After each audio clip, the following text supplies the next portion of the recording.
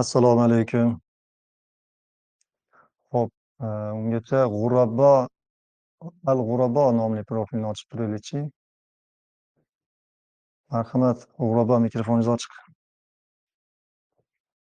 Assalomu alaykum, sizlar Bahramjon, tinchmisizlar? Alaykumsalom. Rahmat va alaykumsalom. Xush kelibsiz. Yaxshimisiz aka? Alhamdulillah. Hop, savolim tavhid haqida bo'ladi, maylimi? Mayli. Tavhidni bilmagan insonni musulmon desak bo'ladimi? Siz savolingizni aniqlashtirib bersangiz, men ham aniqlik bilan javob berishga harakat qilaman. Ya'ni muayyan bir narsada bersangiz javob beraman. Bu judayam mavhum va muayyan holatda javob berish mumkin bo'lmagan jihatli savolingiz. Chunki eshitayotganlar tavhid nimaligini ham tushunmaydi hali, hattoki ko'pchiligi.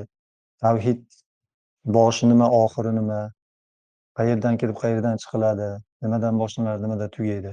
Shuning uchun savolingiz muayyan bo'lsa, bilsam javob beraman. Tushunarli. Tavhid o'zi dinni asllaridan bo'ladida, dinda asosi bor-ku. Far'iy masalalar bor. To'g'rimi? Aytavering.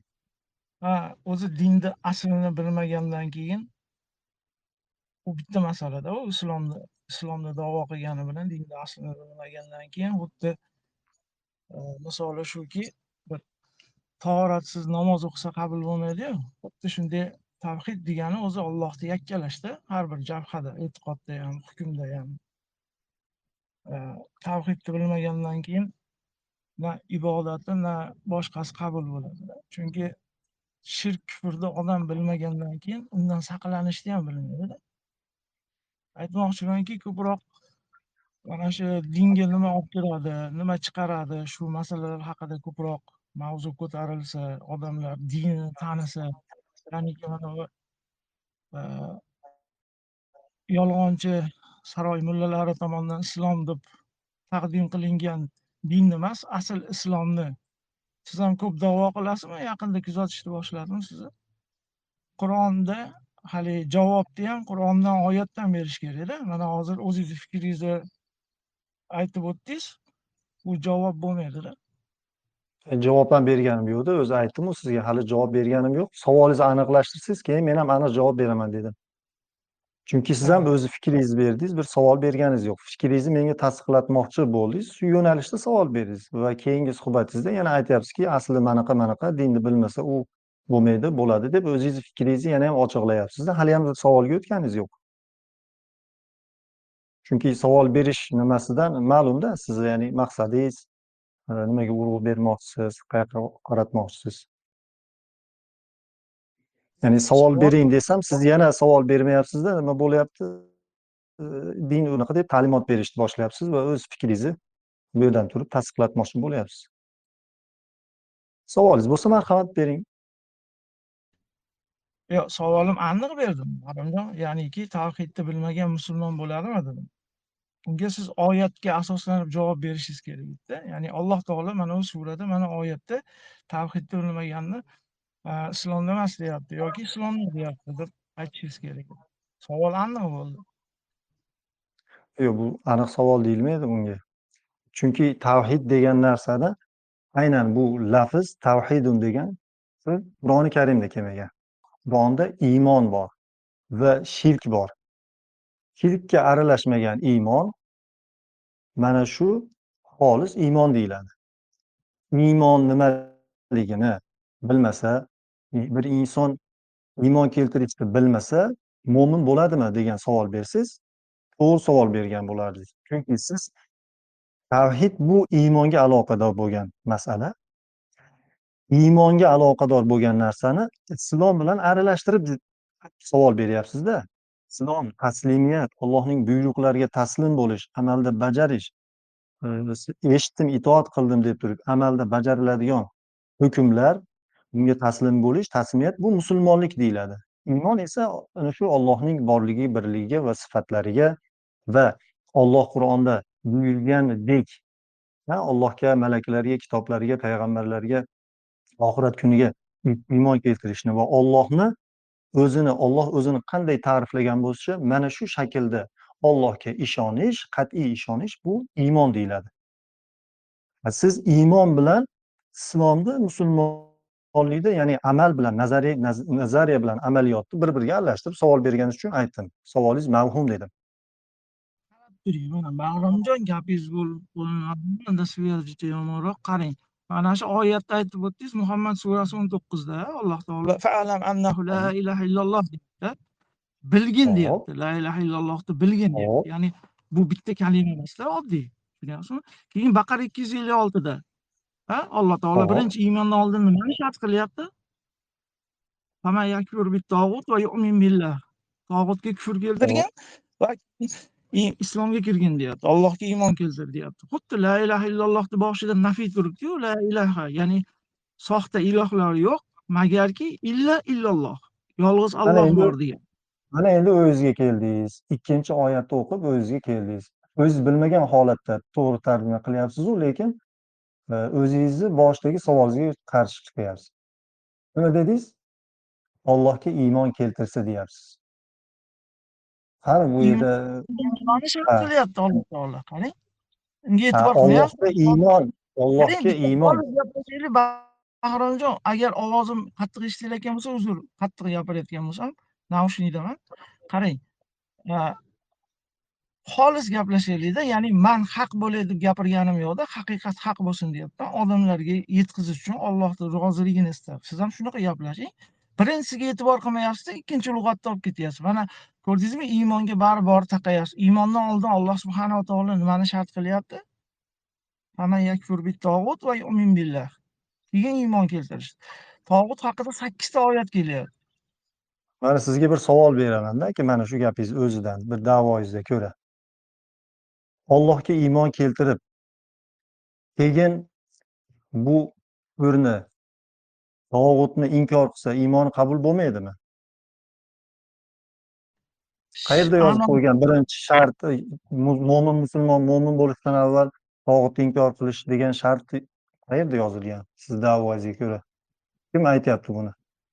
mana sizga hozir oyatni o'qib berdim. Baqara surasi Ha, bu oyatda 256. shunday deyaptimi? Mo'min bo'lishdan avval sharti bor. Nima? O'qing O'qingchi, oyatni hozir. tarjima qilingchi o'sha oyatni. Mana qarang. 8 ta O'qing. oyatni o'qib beraman sizga. Tog'utni Yo, Alloh taolo birinchi iymonni qilgan. hozirgi oyatni o'qisangiz kifoya qiladi. Bitta oyat ustida Mana to'xtalsak. o'qib berdim. Faman yakfur bit-tog'ut degani nima degani? Faman yakfur bit-tog'ut. Tog'utni inkor qilib, keyin Allohga iymon keltir deyapti. Ha, Bu tarjima qiling shuni. oldin shu tarjimasi. Tog'utga kufr keltirib, Allohga iymon keltir degani oyat.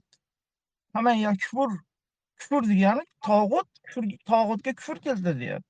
Va yu'min billah. Ilohga, ya'ni Allohga iymon keltir deyapti. Shart qilib qo'yyapti. Bunaqa 8 ta oyat bor. Ikkinchidan, keyin Allohga ishondim degan Hey, bilan uni ikkinchisiga mo'min. o'tmay turing, ikkinchisiga o'tmang. Bu Savolingizga oyatda javob beraymi? Savolingizga javob javob beraymi? javob Iymon bermadingizda, keltirgan bo'ladimi deyapti-ku. Ya'ni tog'utga kufr qani keltirib iymon. mo'min bo'lishdan avval shunaqa qilish kerak degan shart bormi bu yerda? Iymon Qani shart? keltir degani nima Bir degani? sizga Iymon savol, keltir degani. sizga savol. Savol. Biron bir sahobiy Allohga iymon keltirishidan, Qur'onga iymon keltirishidan, Muhammad alayhissalomga iymon keltirishidan avval qandaydir shartlarni bajarganmi? Yo'q. Hammasi avval Allohga, Muhammad alayhissalom payg'ambarga iymon keltirib olib, keyin iymonga kirganidan keyin sekin-sekin Qur'on asosida vaqtlar davomida xatolarni tuzatgan. Avval mo'min bo'lib oladi. O'sha Mo'minlikdan avval mo'min. unutilishi Yo'q, qani shart? Bu oyatda to'xtab, shart degani qani? yo'q, siz o'zingiz hozir quruq olib qochyapsiz-da. O'sha la ilaha illallohda mana shu kufr bit-tog'ut turadi.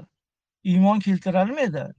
Agar shirk kufrga, o'sha tog'utlarni inkor qilmasa, shirk kufrdan tozalanmasa, hali aytib o'tdingiz-ku, iymon keltirgan qanday mo'min bo'ladi? U Alloh taolo shart qo'yyapti. Buni men qo'yganim yo'q. Oyatni o'qib beryapman. Siz shunga qarshi Oyatda oyat shart yo'q-ku. topshirguncha qanday shart Birinchi bo'lmaydi? o'qigan oyatingizda fa'lam Ha? annahu la ilaha illalloh dedi. Olloh buyurdi. Hop, Bil, hop, la ilaha bilginki illallohni o'rganishimiz Rasululloh Allohdan sollallohu alayhi boshqa vasallam. Allohdan boshqa iloh yo'qligini bil dedi. bildik. Keyingi oyatida Allohga iymon keltiryapti va tog'utni inkor qilyapti. Bu yerda qani siz aytgan ekan shart qani bu oyatlarda? Musulmon mo'min bo'lishdan avval shu shartlar bor. Avval shunday bo'lishi kerak demayapti-yu. Mo'min bo'ladi avval. Avval insonni qalbida iymon bo'lmasa, bo'lgan narsani qayerdan isloh qiladi? Xatolarini, shirkini, kufrini, bid'at, xurofotini iymonga kirgandan keyin sekin o'zini isloh qiladi. Sahobalar ham shunday qilgan. bir kishi shirk kufrda bo'lib turib ham iymonda bo'laveradi deyapsizmi? Unda mushrik bo'ladi. Xuddi shunday. O'sha Unda shirkda mushrik bo'ladi. deyapti Alloh taolo. O'sha sahobalar ham roziyallohu anhular, Alloh rozi bo'lsin u kishilardan, oldin o'sha la ilaha illallohni mana o'sha Muhammad surasi 19 rosa yaxshi joyida eslatib o'tdingiz. Ya'ni ular la ilaha illallohni hozirgilardan ko'ra yaxshi tushunishgan. Hatto o'sha paytdagi mushriklar ham bor, Allohda yo'q demagan. Ular ham Alloh rizq beruvchi degan rububiyatga iymon keltirishgan. Ya'ni Allohni Xo'p, yaratganligiga va boshqasiga faqatgina sherik qilishgan ilohlarni, soxta ilohlarni. xo'p, Shunga qarshi kurashganlar sallallohu alayhi vasallam. Hozirgi xo'p, mushriklar to'g'ri. shunaqa, Allohda bor deydi, farzand kim beradi desa, Alloh deydi, rizqni kim beradi? Alloh, baraka kim? Alloh. Lekin nimaga mana ularga sherik qilib qo'yyapsizlar? Vasilada sherik qilyapsizlar, ibodatda sherik qilib qo'yyapsizlar, duoda qo'shyapsizlar deb gapirsangiz, ular tushunmaydi u shirk kufrni. Mana yana bitta misol Tavba surasi 31 Xo'p, oyatda o'qing. Tavba surasi 31. xo'p. Ya'ni O'qing. odamlar ibodat deganda faqat shu sajda namozni tushunishadi-yu, ya'ni itoatda ham shirk bor-da, itoat ham. Hozir shunga man dalil keltirib beraman. Tavba surasi 31-oyatda ittahazu ahbarahum ruhbarahum arbama min dunillah degan oyat bor. Ular mazmuni Yo'q, shundan iboratki, yo'q, shoshilmasdan to'g'ri o'qing, xato o'qiyapsiz. Iltimos. ha, uzr, adashib ketdim. Ma'nosi shundan iboratki, просто vaqtim ozgina ziqligi uchun shoshilib gapiryapman, uzr. O'zi birozga Xo'p, kiruvdim. Qarang, ma'nosi xo'p, shundan iboratki, ular o'zlarini hibrlarini, peshvolarini iloh qilib olishdi deyapti Alloh taolo, to'g'rimi? xo'p, Shuni Rasululloh sollallohu alayhi vasallam qisqa qilib aytib beryapman. Adi ibn Hotam roziyallohu anhu eshitganlarida Rasulullohni oldida Adi ibn Hotam birinchi nasoro bo'lganlar-u, so'raydi Rasululloh sollallohu alayhi vasallam: "Ya Rasululloh, biz ularga ibodat qilmasdik-ku" deydi. Shunda sallallohu alayhi vasallam aytadilarki, ular qolu bala deydilar. Albatta ibodat qilardilar. Ya'ni ular haromni halol qilib bersa ergasharmidilaring deydi. Ya'ni haromni halol, halolni harom qilib bersa, xuddi hozirgilarga o'xshab. Ergasharmidilaring? Ha desa, mana shu ibodat qilganlaring, shirk qilganlaring deydi. Hozirgilar ham xuddi shunaqada. Saylovlar va boshqa shirklar, mana tog'utlarni bilishmaydi. Ya'ni Allohning hukmini qoldirib turib, boshqa bilan o'zlari insonlar tomonidan ishlab chiqarilgan nizomlar bilan hukm qilishib, mushrik bo'lgan mana kofir prezidentlar bilishmaydi, e'tiqod qilishmaydi ularga va shu zaylda o'zlarini musulmon deb yurishadi. Yusuf surasi 106, Tavba surasi 8-da Alloh taolo mazmuni shundan juda iborat. juda o'zboshimcha ekansiz. Siz kimi kofir, kimi murtad, nimalar deyapsiz? Ozginimizni gapira olasizmi? Taolo oyatda nima degan bo'lsa, shuni aytyapman.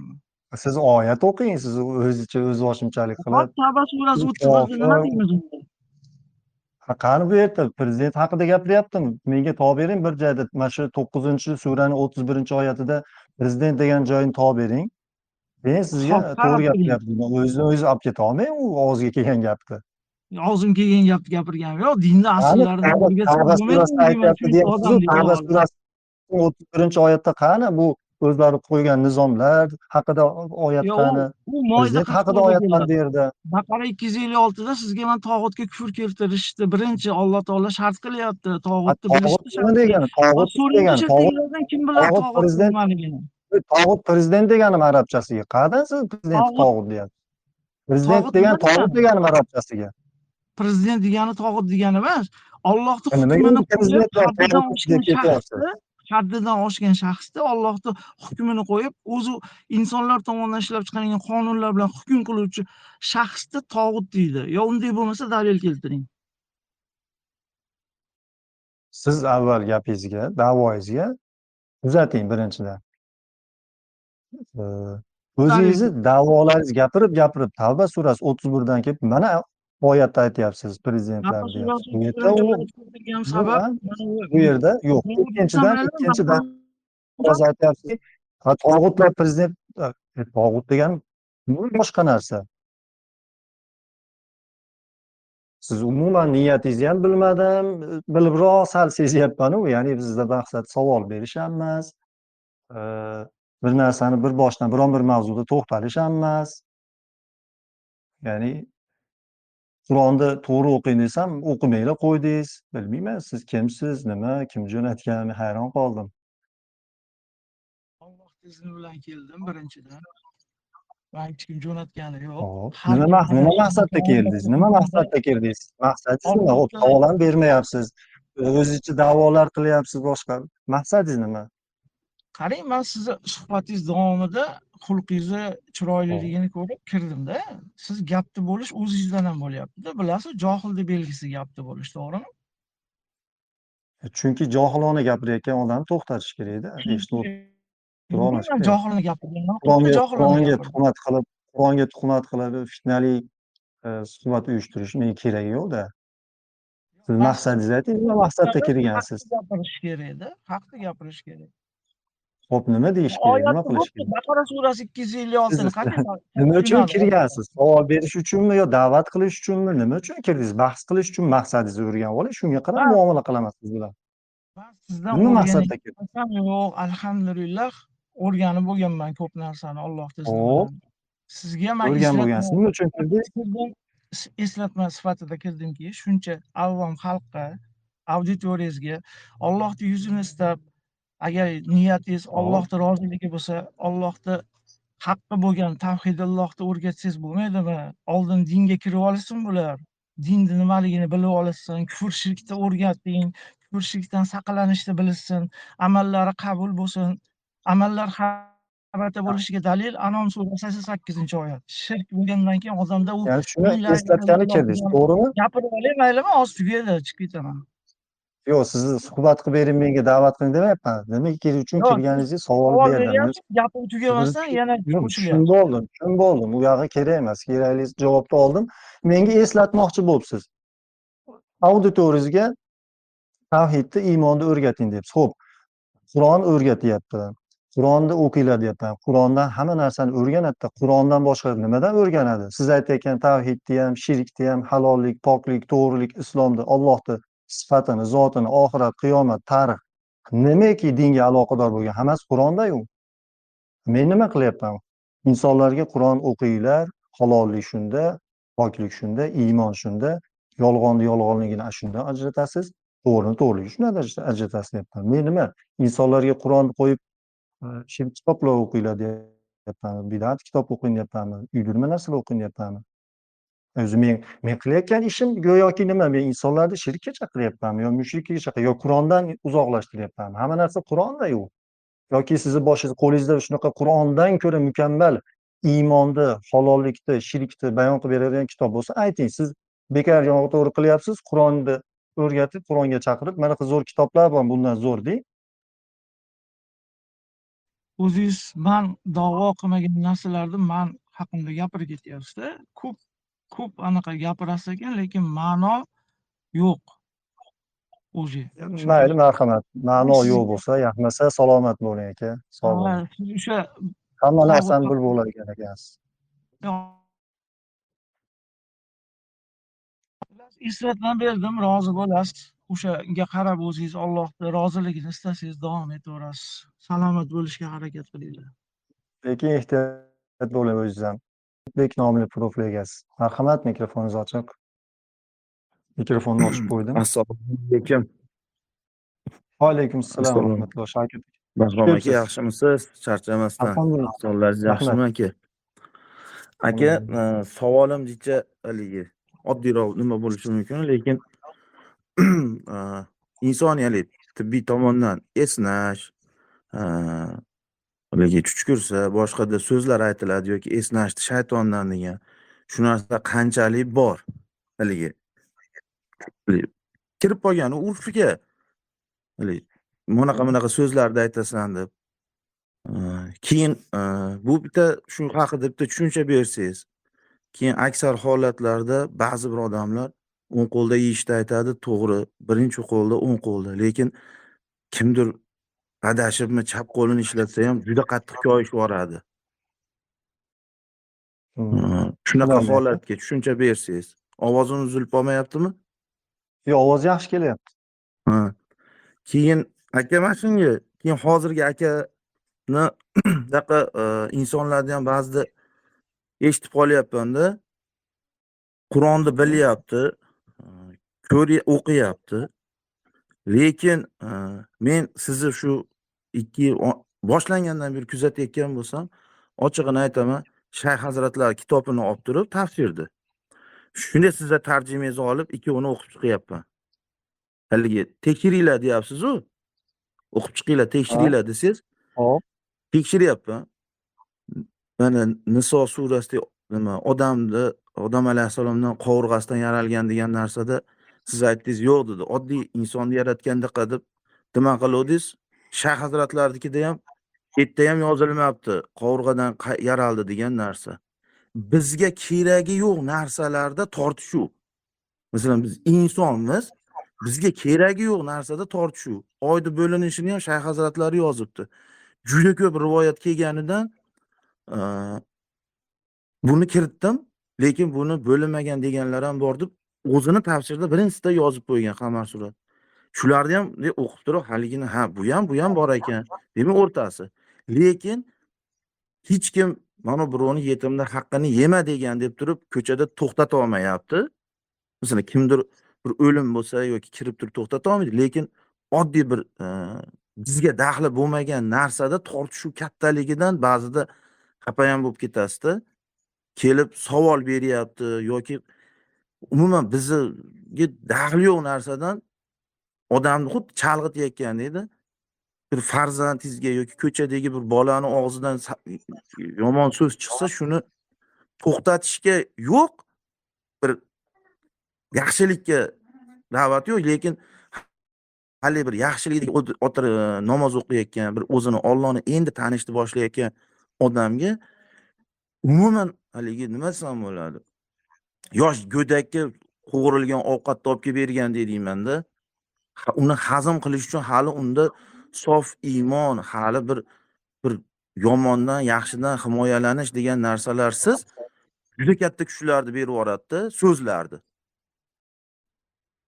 Juda Qur'oni Karimni ochib, birinchi bundan 5-6 yil oldin tafsirni Shayx hazratlarini to'liq o'qiganimda ham ancha tushuncha ochiluvdi. Keyingi bundan keyingisida tarjimada yana ham haligi odam nimaga, kimga ibodat qilayotganini his qiladi o'zi.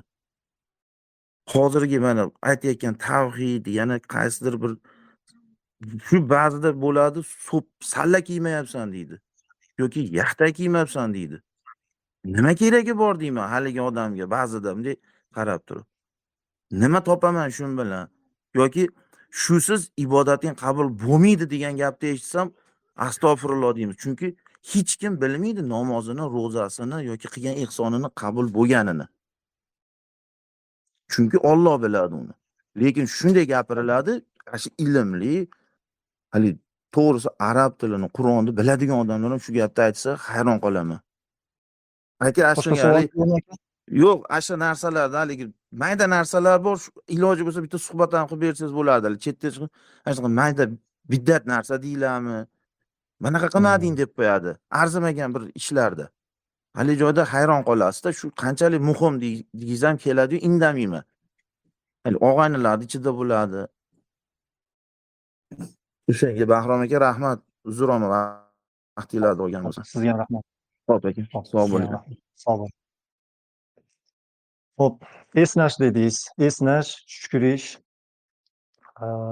Bu narsalarda endi esnagandan keyin bir Allohni eslab qo'ysa hech qanday yomon joyi yo'q, gunoh joyi yo'q. Aksincha, inson kun-tun har bir xatti-harakatida Allohni zikr qilsa, istig'for aytsa, yana yaxshi o'zi uchun. Hatto esnasa ham, eslamagan holatda ham istig'for aytib turgani yaxshi. Endi esnagandan keyin istig'for aytish, Allohni zikr qilishga odatlanish bu juda ham yaxshi narsa. Yaxshi narsa. Buning hech qanday ziyoni yo'q. tush ko'rgandan keyin ham Allohga hamd aytib, yo tush ko'rgandan keyin ham istig'for aytib, subhanalloh, alhamdulillah deb Allohni zikr qilib qo'ysa yana yaxshi narsa bo'ladi. Endi esnash shaytondan degan narsa unchalik to'g'ri emas. Ya'ni go'yoki endi shayton uni miyasiga kirib, ichiga bir narsa qilib, o'z ta'sirini o'tkazgani uchun esnayapti deyish bu noto'g'ri narsa. Chunki shaytonni amriga bo'ysunib, shaytonni shayton unga musallat bo'lib olganligi uchun shaytonning ta'sirida esnayapti desak, unda har bir esnagan odam shaytonga ergashgan, shaytonni yo'ldan chiqmayotgan bo'lib qoladi. Ya'ni bu noto'g'ri narsa. Esnash ham insonda o'zini biologik holatidan kelib chiqib sodir bo'ladi. Yurish ham insonni o'zining biologik holatiga kelib qadaladi. Masalan, 3 marta, 4 marta yoki bir kunda 5-6 marta tush ko'rishni boshladingizmi, endi unga alhamdulillah, alhamdulillah deb o'tirolmaysizda, tezda eng yaqin bo'lgan hududdagi doktorlarga, vrach deymizmi, tibbiyot sohasi vakillari, mutaxassislarga murojaat qiling. Chunki sizda shamollash bor. Sizni biologik holatingizda, sizni salomatingizda qandaydir muammo duch kelyapti. Shuning uchun buzish, o'zgarish bo'lyapti. Ko'p tush ko'rish shamollashdan bo'ladi yoki allergiyadan bo'ladi yoki boshqa yana biz bilmagan sabablarga ko'ra buni mutaxassislar biladi. Buni tush ko'rish, esnash shaytondan, rahmondan, farishtadan deyilmaydi. Insonni biologik o'zini holatiga bog'liq bo'lgan narsalar bular. Endi insonlarga qo'yib bersangiz, tush ko'rish Xudoning rahmatidan, esnash shaytondan desa, hop deyaversangiz, burni oqish yana bir Azroildan deb gap bo'lishi mumkin. Ulardan suv kelib ketsa, yana bironta bir nimani nomini qo'yib turib, u undan deb qo'yib ketaveradida. Endi chap qo'l masalasiga keladigan bo'lsak, to'g'ri, o'ng qo'lda yegan yaxshi. Bu hamma biladi. Buni tafsilotga kirish shart emas. O'ng qo'lda yeyish yaxshi, tavsiya qilinadi. Ayniqsa jamoat joylarida, masalan, bitta tovoqdan, bitta lagandan 3-4 kishi yesa, o'ng qo'lda yegan yaxshi. Bu sababini hamma biladi, ochiqlash kerak emas. Endi chap qo'lda ko'proq nima joylarda ishlatiladi, masalan, odatda boshqada. Shuning uchun o'ng qo'l degan yaxshi. Endi ba'zi insonlar bo'ladi, tug'ma o'ng qo'lda emas, chap qo'lga tug'ilgandan boshlab, yoshligidan boshlab chap qo'lda ovqatlanishga, iste'mol qilishga o'rgangan bo'ladi. Endi bular qo'lni yuvib kelgandan keyin, ikkala qo'li top-toza bo'lgandan keyin inson o'zi dasturxonga kirayotganda aqlli inson, balog'at yetgan, aqli hushida joy bo'lgan odam ovqatlanyotib, inson faqat o'ng qo'lni yuvib kelmaydi-yu dasturxon ustiga. Chap qo'lni cho'ntagiga solib, o'ng qo'lni suvga tiqib kelmaydi. Yuvayotganda chapni ham, o'ngni ham teng yuvadi. U degani o'ng qo'lda yeyaptimi? Chap qo'li ham xuddi o'ng qo'l bilan bir xil top-toza, unda bakteriya yo'q, virus yo'q, hech qanaqa narsa yo'q degani. Top-toza degani. Hech kimga malomat qilish haqqi yo'q. Men bilan ovqatlanayotganda chap qo'lingda yema, bitta tovoqdan yeyotganda chap qo'lingda yema deyish haqqi yo'q. Chapini ham, o'ngini ham yuvib keldi. Ya buni diniy bir amal, diniy majburiyat ustiga kirgizish keragi yo'q. Ya'ni bu halol, harom, taqiq degan nimaga kirmaydi bu. Din mavzuga aloqasi yo'q bo'lgan narsa chap qo'lda, o'ng qo'lda. Xohlagan inson chap qo'lda yeydi, xohlagan inson o'ng qo'lda yeydi. Lekin Payg'ambar alayhisalom tavsiya qilgan, ya'ni o'ng qo'lda yeyishni tavsiya qilgan. Chap qo'lda yesa gunoh bo'ladi, yegan ovqat harom bo'ladi, to'kib yuborsin, qusib yuborsin degan gap yo'q. Buni unaqa mutaassibona fikrlar bilan qo'pollashtirish, chuqurlashtirish keragi yo'q. Endi qovurg'adan yaratilish masalasini aytyapsiz. Shayx Muhammad Sodiq Muhammad Yusufda ham nima bo'lmagan dedingiz. Bu endi avval ham aytganman. Tavrotdan va ana shu eski ahli kitoblarga oid bo'lgan, shularga mansub bo'lgan asarlardan kelib qolgan tushunchalar bular. Ayol kishi, qaytarib aytaman, qisqa qilib aytaman. Ayol kishi, ilk yaratilgan ayol kishi Odam alayhissalomni qovurg'asidan yaratilmagan. Erkak kishi qanday, nimadan yaratilgan bo'lsa, ayol ham shunday, shu bir xil shaklda yaratilgan. Endi oxirgi mavzu salla cho'pon debsiz. Salla cho'pon haqida ham ko'p gapirganmiz. Salla ham, cho'pon ham diniy kiyim emas. Payg'ambar alayhissalom payg'ambar bo'lmay turib ham kiygan shu sallasini. Cho'ponni ham payg'ambar bo'lmay turib ham uzun ko'ylakni kiygan. Payg'ambar bo'lgandan keyin kiyimini o'zgartirmagan.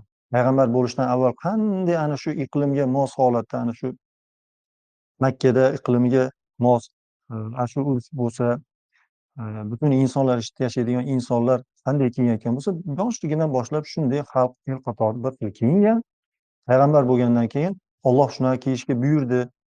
Buni o'zgartiringlar, tanlar bunaqa bo'lsin, 1 metr bo'lsin demagan. Bu ilohiy buyruq emas. Salla ham, uzun ko'ylaklar ham, boshqalar ham. Do'ppi ham hattoki. Do'ppi ham hech bir musulmonlikning ramzi emas. Diniy bir kiyim emas. Aksincha, do'ppisiz duo qil, do'ppisiz duo ibodat qilish bu yahudiylikda gunoh. Bizga bundan ta'sir o'tib qolgan. Qur'oni Karimda hech bir joyda do'ppis bo'lmasa, salliz bo'lmasa, duoingiz qabul bo'lmaydi, makruh bo'ladi, gunoh bo'ladi, do'ppi kiying, salla kiying degan hech qanaqa buyruq yo'q. Bu umuman dinga chuqurlashib ketilgani bu. Bu dinga aloqasi bo'lmagan narsalarda shu chuqurlashtirib, Allohning dinini oddiy halol yasha, Allohning yakkaligini bil, Alloh buyurganidek, Qur'onda buyurganidek iymonga kel, xolis bo'l, taqvodor bo'l, halol bo'l, pok bo'l, tinchliksevar bo'l, adolatsevar bo'l, xalqparvar bo'l, huquqparvar bo'l. Ya'ni insoniy fazilatlar bilan yasha, halol bo'l degan nihoyatda oson, qulay, insonning fitratiga nihoyatda muvofiq bo'ladigan, har qanday sharoitda, har qanday vaziyatda, har qanday iqlimda, har qanday siyosat, har qanday davlatda bemalol har bir inson musulmon bo'lib yashay olishiga imkon berilgan shunaqa sof, oddiy dinda bilmayman endi din dushmanlari deymizmi yoki bilib bilmasdanmi johillar deymizmi, kim bilmaymiz. Bu darajadagi olib kelganki, Alloh dinini umuman tanib bo'lmas holga kelgan. Tanib bo'lmas. Buni qilsang gunoh, buni qilsang harom, buni qilsang bid'at, unaqa bo'lmaydi, bunaqa bo'lmaydi. Ramazonda tuxum yeb bo'lmaydi, ostonadan uni hatlab bo'lmaydi. Ya'ni shu darajada qiyinlashtirib yuborganki, tanib bo'lmas. Chiqqan musulmonlarni ahvoli ko'rsa chiqolmay qolgan shunaqa yolg'onlar ichidan qolib ketgan. Chunki ajoyib emas shu xalqni ichida din deb tushunib qolingan, aslida dinga aloqasi bo'lmagan bid'atlar, xurofotlar, noto'g'ri tushunchalar haqida balki bir kun yana alohida suhbat qilishimiz mumkin. I nomli profil egasi, mikrofoningiz ochiq. Bahrom aka, rahmat Labday aka. aytaman. Aka rahmat. Sog' bo'ling aka. Salomat bo'ling. Juda zo'r nima bo'ldi. To'g'risi birinchi eshitganim, sizni suhbatingizni birinchi shafoatda eshitgan edim. Ochiq gap. O'shanda umuman o'shandan keyin juda katta nima bo'lgan o'zimda ham. Tushunchani o'zgarishi. Qaysi ma'noda? Faqat Alloh bor.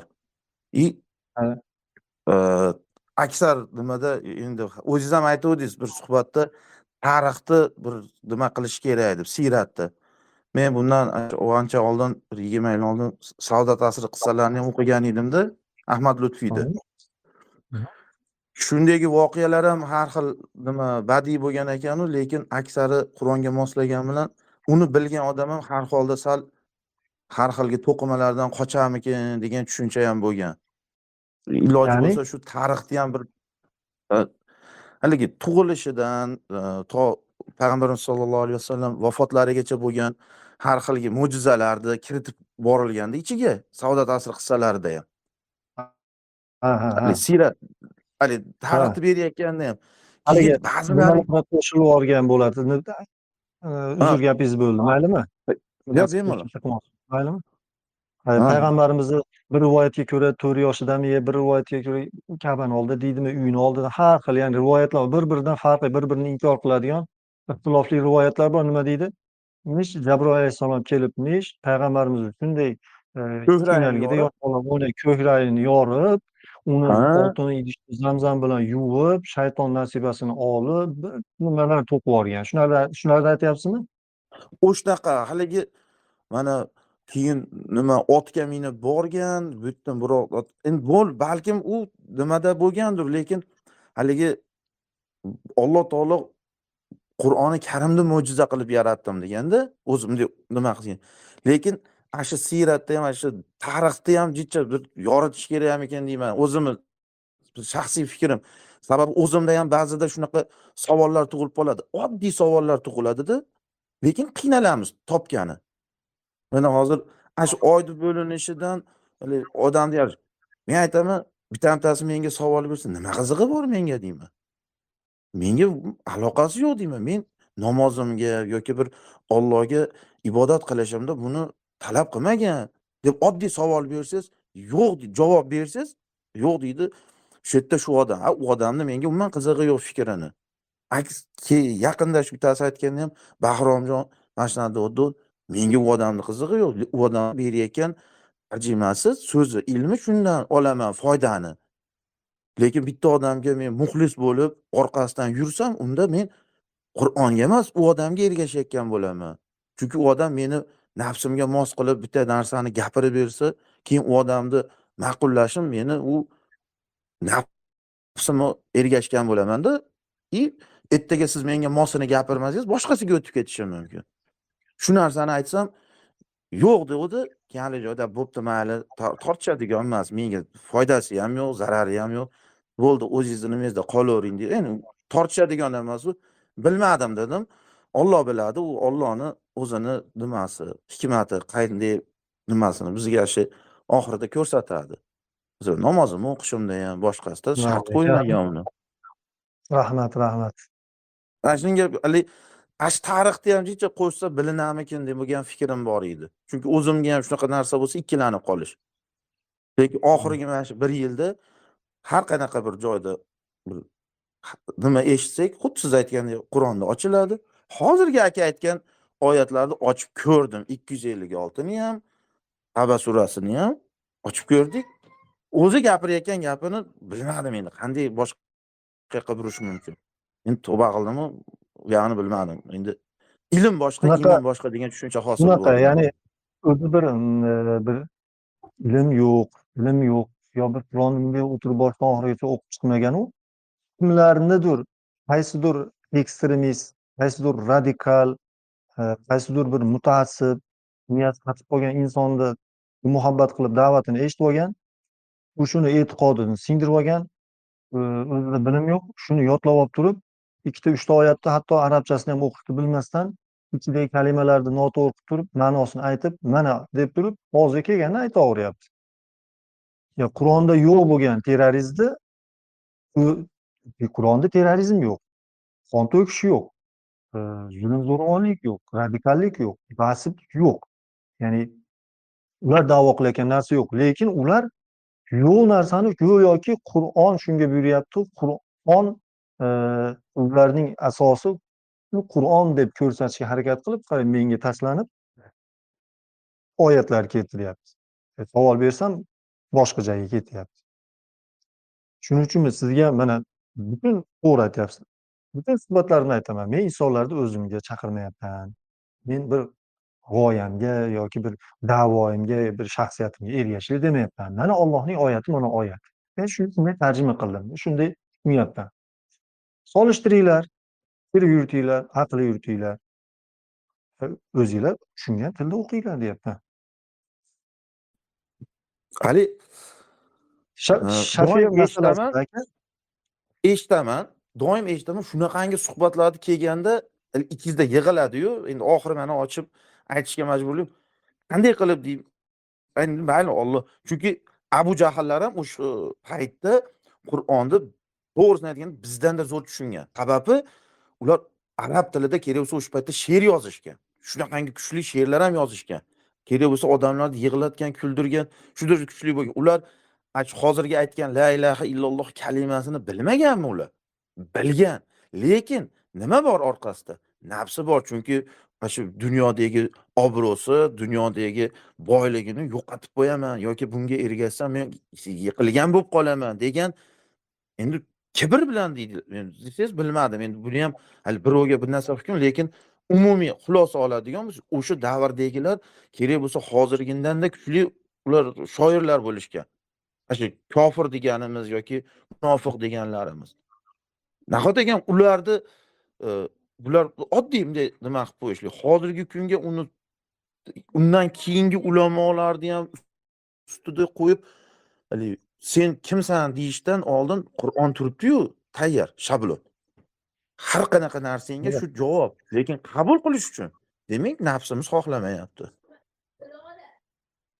Shuni deb ba'zi o'ylayman-da, Ovqat qara olyapmiz. Abu Jahl bildi. U bilmagan. Lekin men bir marta bitta xristian odamga nimaga qabul qilmaysiz? Mana ko'ryapsiz, namoz o'qiyapman, to'g'ri ishlayman, birovni haqqini yemayman, ko'rdingiz. Siz ham to'g'ri odamsiz.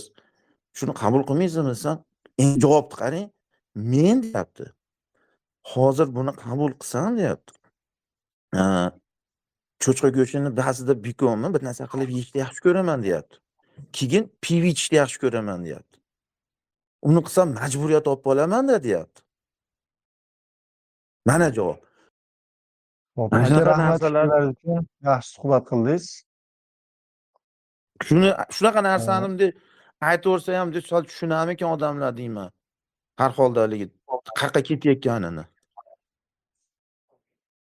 Yaxshi fikr Bahrom bilgan. aka, Payg'ambar alayhisalom hayotidan ham biroz nimalar keltirishga harakat qilaman. Siz hozir esimdan chiqib qariqda. qolmasin, boshqa mavzuga Xo'p, o'tmasdan rahmat aka. shafaqasiz qisqa Uzr. to'xtalmoqchi edim. Ha. Xo'p, rahmat aka.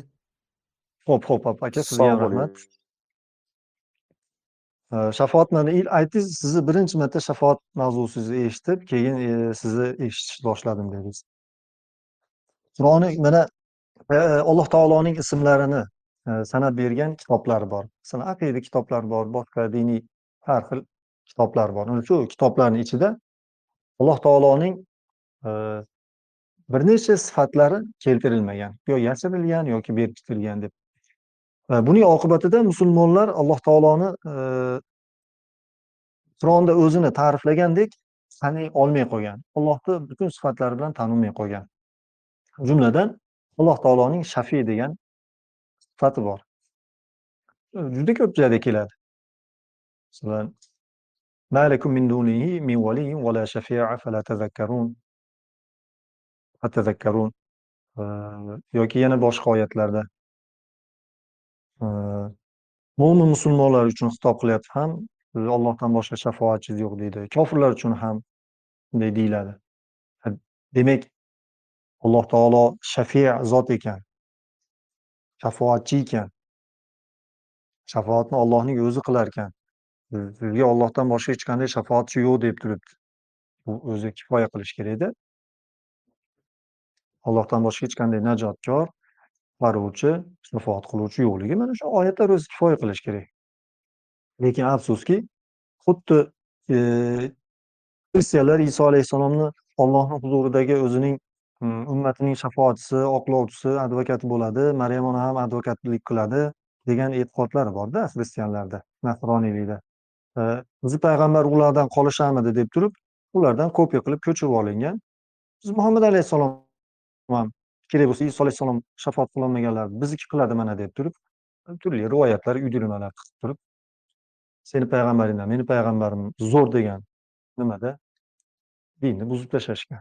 Allohdan boshqa hech qanaqa qutqaruvchi yo'q, shafoatchi yo'q. Faqat unga sig'inamiz, undan yordam so'raymiz, unga ibodat iltijo qilamiz, duo qilamiz, faqat undan umid qilamiz.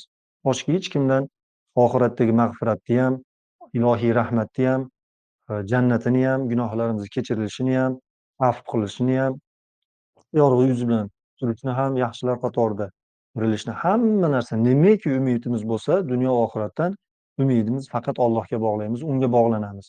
Qalbimiz faqat Alloh bilan bog'liq bo'ladi. Allohdan boshqa hech kimga duo qilmaymiz, iltijo qilmaymiz. Ilohiy yordamni, ruhiy, ma'naviy bu madadlarni faqat Allohni o'zidan qilamiz. O'likdan yordam so'radi, bo'laveradi deganlar deb o'lib ketolmaydimi? Inson Alloh yo'q deyotganlar ham bor. Allohning o'g'li bor deyotganlar ham bor, ayollar bor deyotganlar bor. Endi o'zini men musulmonman desa-yu, qabrdan madad so'rasa, istimdod qilsa, istig'osa qilsa bo'laveradi deb turib, yo'q joydan dalillarni keltirib olib, deydiganlar deyaversin. Biz mahkam turaveramiz. Allohdan boshqa hech qanday iloh yo'q. Faqat o'ziga duo qilamiz, o'zidan madad so'raymiz, sig'inamiz. Shafoatchi faqat Allohning o'zi. Mag'firat qiluvchi ham, rahm qiluvchi ham, gunohlarni kechiruvchi ham, qabul qiluvchi ham, o'zi loyiq bilganini, o'zi tanlab munosib bilganini shafoat qiluvchi ham uning o'zi. Assalomu alaykum.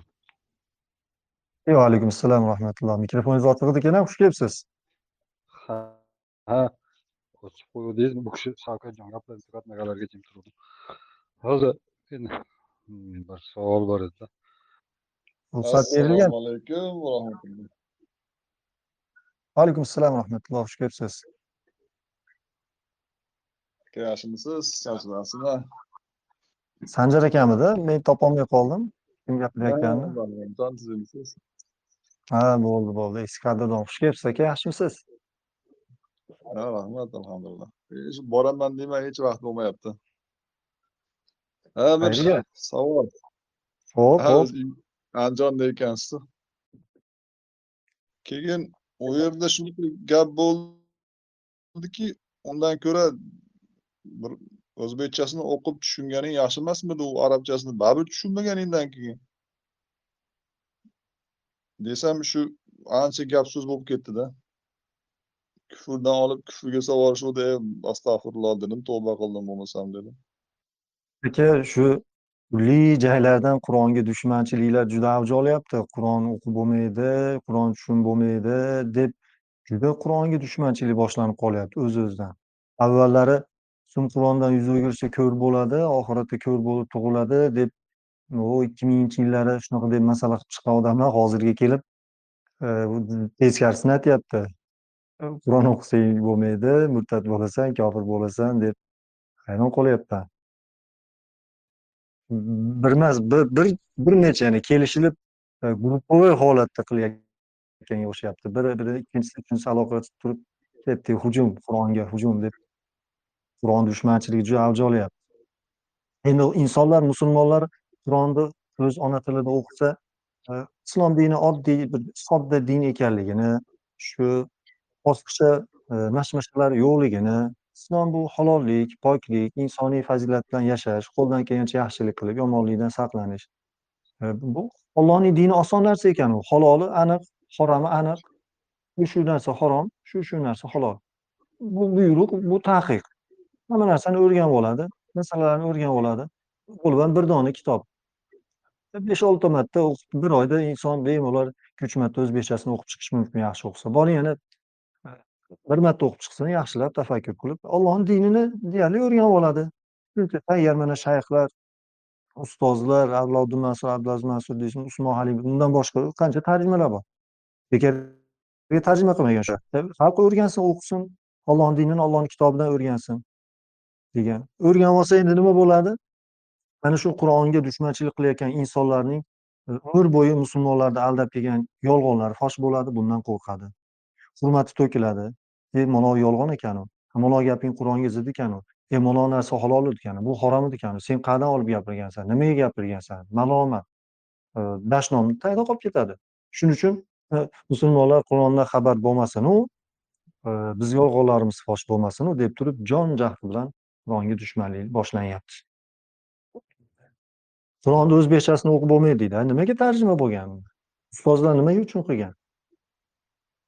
O'zi bir bilan urushib yuribdi hozir, o'zini miyasi bilan urushib, 5-4 yil avval qilgan da'vatiga mutlaqo zid endi ishlar qilib, o'zini sharmanda qilib yuribdi. Juda achinarli va kulgili holat. Yig'lagingiz keladi, bir kulgingiz keladi. Shunga aytaman-da, mana meni gapim shunday bo'ldiki, qancha o'qisang ham bir kunda, qancha o'qisang ham tushunmasdan o'qiganingdan bir marta o'zbekcha o'qib qo'yganing savobliroq bo'lmaydimi? Dedim-da. Shu gapimga sen Qur'ondan qaytaryapsan deb. Men Qur'ondan qaytarganim yo'q. Faqat buni arabchani baribir tushunmaydi-yu o'qigani bilan. Nima farqi bor? Unda ana o'zbekchasini o'qigan savobli emasmi? U shu maqsad shunda hosil bo'lmaydimi desam, shunga shuncha gap bo'lib ketdi-da. Qur'onni tushunmasdan o'qiverish bu Alloh buyurgan ibodat turiga kirmaydi. Tushunmasdan o'qiverish uchun yubormagan Qur'onni. O'qiveringlar tushunmasdan demagan. Chakana oyat bormi? O'qib tafakkur qilish, tadabbur qilish, izlanish, o'ylanish, o'rganish, amal qilish, Qur'ondan nasihat oling. Nasihat oluvchi yo'qmi deyapti. Qur'on nasihat kitob, eslatma kitob, o'zi nomlaridan biri o'zi eslatma, zikr. Qur'onning bir sifatlari bor. Uni tushunmasa qanday nasihat oladi? Tushunmasa qanday u kelgan payg'ambarlar hayotini qayerdan o'rganadi? Tushunmasa halolini, haromini qayerdan o'rganadi? Ollohni qayerdan taniydi? Dinni qayerdan taniydi? Ajoyib hayron qolyapman men. Qur'onni tushunmaslik kerak, o'qimash kerak deb ajoyib dushmanchilik boshlanyapti Qur'onga nisbatan. O'qish kerak. Bu gapimni inkor ham qilolmayapti lekin bundayda mana u Qur'ondan u ma'nosini tushunma degani emas, lekin buni arabchasini o'zbekcha Qur'on bo'lmaydi. Arabchasini o'qisa, tushunsa, tushunmasa savob bo'laveradi. Bu ibodat bo'ladi. deb bunga palon imomlar bunga shunday deyishgan deyapti-da. Hikmatsiz kitobga aylantirib qo'yyapti-da, hikmatsiz. Hop, arab tilida o'qisa, asli Qur'on bo'lsa, ya'ni shu arab tilidagi buyruqlar, eslatmalar, ko'rsatmalarni inson tushunmasa, hikmatsiz bo'lib qoladi. Men o'qirsam, 100 yil Qur'on o'qisam, tafakkur qilmasam, o'rganmasam, tushunmasam, nasihat olmasam, ma'lumot olmasam, Allohni tanimasam, boshqa dinimni tanimasam, yuraversam, bir sektant, terrorist, Qur'onda Alloh shunaqa degan, musulmonga shu farz deb terror gap kelsa, terrorist bo'lib ketaversa biri. Radikal gap ketaversa. Hozirgi bolaga o'xshab turib, "Ey prezidentlar tog'ut" deb turib, nima qilish kerak Qur'onda deb turib, Qur'onga qo'shib, urib, o'zi Qur'onda yo'q narsalarni shunaqa qilib gapiraversa. Shuni Qur'onni tushunmagandan keyin oqibat shunaqa bo'ladida, kim xohlasa xohlagan yo'liga olib ketaveradi.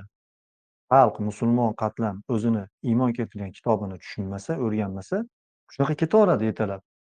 Tariqatga yetalagan tariqatga olib ketadi, sektaga, mutaassibga, mushrikka, bid'at, xurofot, hamma xohlagan tarafiga ozgina bir narsa o'rganib olgan bo'lib turib, islom nomidan olib kelaveradi. Yo'q, balki musulmonlar Qur'onni tanib qolsa nima deydi? Qani deyapti bu yerda, bekardan bekar qon to'kish qani nima? Qani bu sen qayerdan prezident degani, tog'ut degani qayerda yozib qo'yibdi deydi. Men topolmadim Qur'onda o'qib bunaqa joyini deydi. Yoki domlalar yo'q masalalarda qilyapsa, boshqa qilyapsa, domla qayerdan olib gapiryapsiz? Xudo haqida gapiryapsiz. Ha, Xudo buni deyapti Qur'onda. Boshqa deb turib, tushunyapsizmi? Musulmonlar bir tanu bir jon bo'lib qoladi Qur'on o'qisa.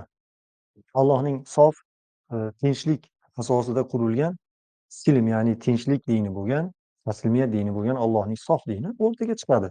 Va insonlar Qur'onni tanigan sari, o'rgangan sari butun yolg'onlar o'rtaga ayon bo'ladi, botillar erib yo'q bo'lib ketadi. Soxta obro'lar, soxta nimalar hammasi yer bilan yakson bo'lib ketadi. Shuning uchun tish tirnog'i bilan Allohning kitobiga dushmanchilik boshlanib ketdi. Hozir demak men hatto gapirib qo'yganim yo'q-a bu yerda. Men shunchalik ko'p gapirishdiki kufr to'g'risida qo'rqib ketdim hattoki. O'zimga hali ham kelganim yo'q. Bu kechqurun bo'layotgan ish edi. Shunga bir suhbatda eshitdimda nima esa, hozir kirib shuni savol beraman degan nimada turuvdim. Demak, To'g'ri gapirgansiz. Yo'q. Mana bu arabchani bilmaydigan odam to'g'risida gap ketyapti o'zi. Arabcha o'qishdi ham. Bu yerda misol arab tilini o'qigani bilan ham bir hijjalab bir narsa o'qiydi-da, to'liq ham o'qiy olmaydi. Shu yerda. Demak, bir kufriy gap ketadigan gap gapirganim yo'q-da, to'g'rimi? Yo'q, bunaqa gap gapirmayapsiz aka. Rahmat, Alloh rozi olsun. Endi o'zim Aka, Sanjar aka, rahmat sizga ham. Salomat bo'ling, omon bo'ling. Assalomu alaykum. Alaykum assalom va rahmatullohi va barakatuh. Azimov Jasurbek nomli profil egasi aka, mikrofoningizni ochib qo'yuvdim. Mikrofoningizni bosib gapiraverasiz. Assalomu alaykum aka. Ovoz juda past kelyapti. Va alaykum assalom va rahmatulloh. Aka, xotiniga 3 taloq aytsa-yu, u xotini eshitmagan bo'lsa tushadimi yo tushmaydimi? Aytgan talog'ini eshitmadi-yu, lekin keyinchalik men senga taloq degandim, ajrashish niyatida aytuvdim, xabaring bo'lib qo'ysin, bilib qo'y shuni degan bo'lsa, taloq hukmiga o'taveradi agar shartlariga, talablariga rioya qilinsa. Aynan taloq degan so'zni eshitish shart emas. Va ajrashish uchun taloq deyish ham shart emas. Masalan, ayoliga kelisholmayapti. Ayol ham yashagisi kelmayapti, ajrashmoqchi, er ham ajrashmoqchi.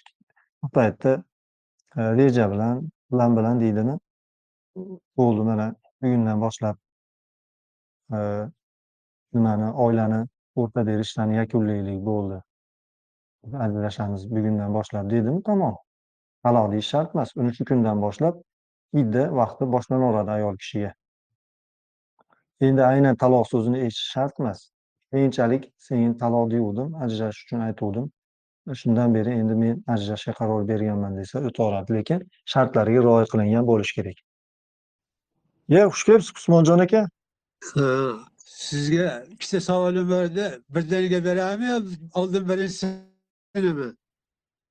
Alo. Qanday ma'qul bo'lsa shunday beravering endi. Bilsak javob beramiz. Siz yoshi ulug' insonga o'xshab siz bilganni biz bilamizmi hali biz? Dunyoda ikkita ilm bor. Dunyoviy ilm bor, diniy ilm bor. Shu diniy ilmda, dunyoviy ilmda 500 dan ortiq fan bor. Dunyoviy ilm, diniy ilmda nechta fan bor? Shuni so'ramoqchi edim. Avvalo birinchidan aka, bo'ldimi aka, mikrofoningizni bekitib turaveraymi? Mayli, ikkinchisini keyin beraman. O'zi aslida ilmni dunyoviy, diniy deb bo'lish yaxshi emas, to'g'ri emas. Ilmni bu ikkiga bo'lish yaxshi emas. Ilmda qanday, qaysi ma'noda ikkiga bo'lish mumkin? Foydali ilm, befoyda zarar keltiradigan ilm deb ikkiga bo'lish kerak. Bu degani insonni o'ziga, hayotiga, jamiyatga, tabiatga, borliqqa, kelajakka, dunyoga va oxirat uchun nimaki foyda keltiradigan bo'lsa, u hammasi ham ilm, foydali ilm bo'ladi. Buni o'rganish kerak, o'rgatish kerak, harakat qilish kerak. Lekin qanaqa ilm bo'lsa ham uni o'rgansa va u o'rgangan narsani birovga o'rgatsa va o'zi amal qilsa, o'ziga, oilasiga, jamiyatga, tabiatga zarar, ziyon keltiradigan bo'lsa, u narsa yomon ilm. Nima uchun dunyoviy ilm, diniy ilm deb ajratib bo'lmaydi? Hammasi ham ilm. Hozir sababini aytaman. Xo'p, Qur'onni o'rganayotgan inson Allohni insonlarga halol yashasin, to'g'ri yashasin deb tavsiyalar, yo'riqnoma, eslatmalar, biroz tarixdan ma'lumotlar berib, nasihat qilib yuborgan eslatma kitob bor, ogohlantiruvchi kitob endi Qur'on. Qur'onni o'rgangan inson ana shu Allohning dinini, halolini, haromini, oilaviy taloq masala, oldi-berdi masala, muomala, shu narsalarni o'rganadi. Va bularning hammasi o'zining foydasi. Chunki to'g'ri yashaydi, adolatli yashaydi, baxtli yashaydi, farovon bo'ladi, adashmaydi. Adashgan bo'lsa tuzatadi o'zini ham va yaqinlarini ham Qur'onni o'rgangandan keyin. Bu Qur'on Allohni vahiy qilib nozil qilgan kitobi. Buni endi diniy ilm desak, bu Qur'onga va dinga aloqasi bo'lgan hamma narsani dunyoviy desak, umuman noto'g'ri bo'ladi. Chunki Qur'on Allohni insonlarga nozil qilgan kitobi bo'lsa, quyosh, oy, yer, hov, dengizlar, to insonning o'zi, atrof-muhit bular Allohni yaratgan kitoblar, yaratgan oyatlar. Oyat deb Qur'onga nima uchun Qur'on oyatlariga oyat deyiladi? Oyat alomat, belgi degani. Ya'ni Qur'on o'zining egasi haqligi, borligini, nozil qilgan zotligini, to'g'riligini tasdiqlovchi belgi, alomat. Ya'ni Qur'on Allohning borligini, birligini, uning sifatini borligiga dalolat qiluvchi belgi. Quyosh ham oyat, Allohning oyat. Tushirgan oyat emas, yaratgan oyat. Alloh ana shu quyosh o'zi quyoshning yaratuvchisi borligini, uning ichiga qo'ygan qanday masofada, qanday issiqlikda, qachongacha qanday harakat qilishligini, funksiyasini, dasturini, programmasini yaratgan zotga kirgizib, ana shu yaratgan zotning buyrug'i asosida mana shunday davom etishi o'zi ana shu yaratuvchisi borligining oyati, alomati bo'ladi. Demoqchimanki, boshqacha qilib qisqaroq tushuntirishga harakat qilaman. Quyosh ilmini o'rgangan inson ham Allohni ilmini o'rganayotgan bo'ladi. Alloh imkon bergancha o'rganyaptimi? Quyoshni o'rgangan inson ham dunyoviy ilm o'rganayotgan bo'lmaydi. Quyoshni ham Alloh yaratgan. tog'u toshniyam, insonniyam, oyniyam, yulduzlarni ham yaratgan Olloh. Hammasi ham nimaiki yaratilgan bo'lsa, hammasi ham Ollohni yaratgan oyatlari. Kimki mana shu fanlarni o'rganyaptimi, tibbiyotmi, matematikami, fizikami, geografiyami, astronomiyami, bularni yetarki insoniyat uchun foyda keltirsin deb yaxshi niyatda o'rganyaptimi, hammasi uchun ham savob bo'ladi, hammasi uchun ham Allohdan ajr oladi va Allohning nazdida ham, insoniyatning nazdida ham bunday ilm egalari bir xil maqom va bir xil martabaga ega bo'ladi. Ya'ni Qur'onni o'rgangan inson qanchalik savob topsa, tabiatdagi ilmlarni o'rganayotgan insonlarga ham Alloh taolodan unga savob umid qilinadi. Lekin ming afsuski, bir vaqtlar diniy ilmdan boshqa ilmni o'rganish befoyda, gunoh, bunga umr sarflab bo'lmaydi deyiladi. Bu mutlaqo noto'g'ri narsa. Demak, yana bir nuqtaga savol berdingizki, dunyoviy fanlar 500 ga yaqin deyapsiz. Xo'p, bo'lishi mumkin. Soni jihati muhim emas. Dinda o'rganishda ham farqli yo'nalishlar o'rtaga qo'yishgan ba'zi olimlar. Masalan, din deb payg'ambarlarning tarixini o'rganish bir yo'nalish bor. Masalan, diniy muassasalarda, diniy oliygohlarda tarix fakultetlari bor. Payg'ambarlar tarixi, dinlar tarixi yoki voizlik fakultetlari bor. Masalan, bo'limlar bor, alohida da'vatchilik o'rgatadi. Yoki muhaddislik yo'nalishi bor. Masalan, marhum Shayx Muhammad Sodiq Muhammad Yusuf mutaxassisi nima bo'lgan? Hadis. Asosan hadis mutaxassisligi bo'yicha. Ya'ni bu yo'nalish bor, hadisshunoslik bor, fiqhshunoslik bor yoki Qur'on tarjimasi bilan, tafsiri bilan shug'ullanadigan shunaqa farqli yo'nalishlar bor. Xo'p, mikrofoningiz ochiq. Agar yana qo'shimcha bir narsa shu haqida savol bermoqchi bo'lsangiz, Usmon aka.